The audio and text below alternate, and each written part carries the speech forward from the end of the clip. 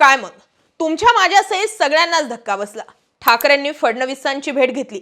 अगदी दिलखुलास हास्य, मनमोकळ्या गप्पा असं काहीसं चेहऱ्यावरून दिसतंय।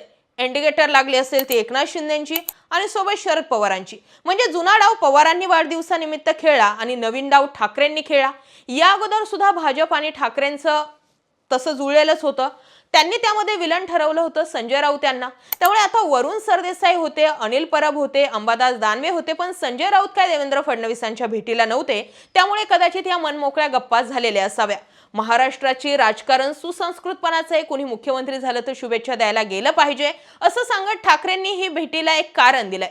पण हीच भेट 2019 नंतरही होऊ शकत होती। हीच भेट मध्यंतरी एकनाथ शिंदे मुख्यमंत्री झाले तेव्हाही होऊ शकत होती। पण असू द्या, आता ठाकरे आणि फडणवीसांची भेट झाल्यामुळे जर उद्या पुन्हा ठाकरे आणि फडणवीस एकाच सरकारमध्ये महायुतीत दिसले तर तुम्हाला काय वाटते?